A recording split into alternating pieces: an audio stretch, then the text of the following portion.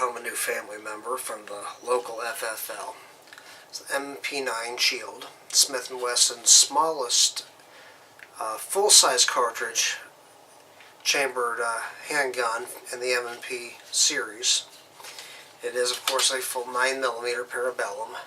Comes with a 8-round and a 7-round magazine. 7-round is the short one, so your pinky hangs over. Good for concealment, though.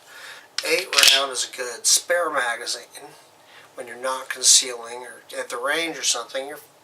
My hand fits that really well. It's considerably smaller than the standard M&P9. Quite a bit thinner. Has good 3-dot sights on it. You can see those there. Disassembles the same way. Of course, slide back. If you can reach it, you can disconnect the sear, which makes it easy. Flip the takedown lever forwards. If you weren't able to get that, manipulate the sear disconnect, and you know it's empty, which we know it is, you pull the trigger and release the slide. Exactly the same as on the full-size ones. Knock that back, you're good to go again. One nice thing about the Shield is it does have a thumb safety, which for a pocket pistol, if you are ever going to carry it in pockets, that is absolutely necessary. I would prefer not to carry something in my pocket that doesn't have that added little thumb safety there.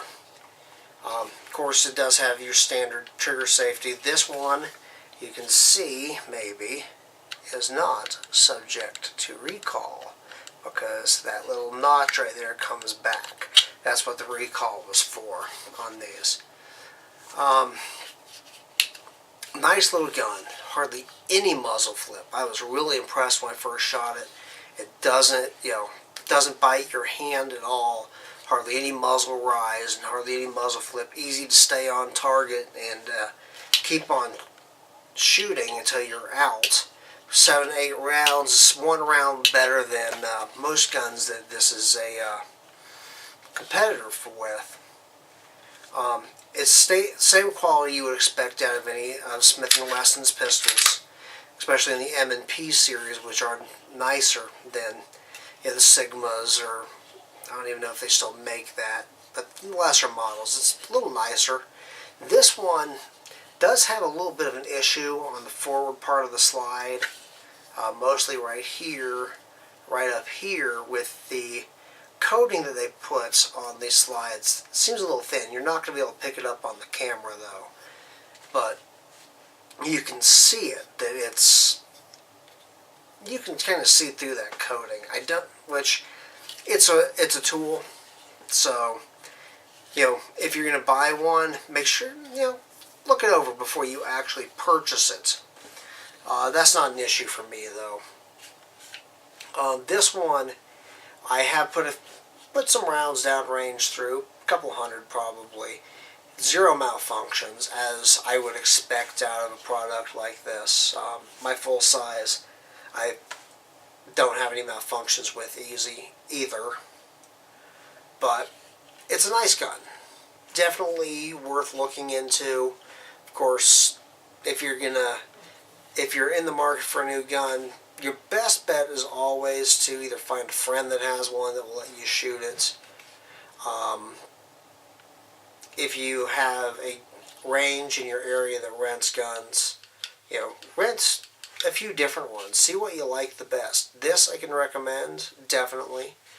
But the one downfall that this has, as far as I'm concerned, is my wife told me that at the beginning of the year, she wants to get her concealed firearms permit.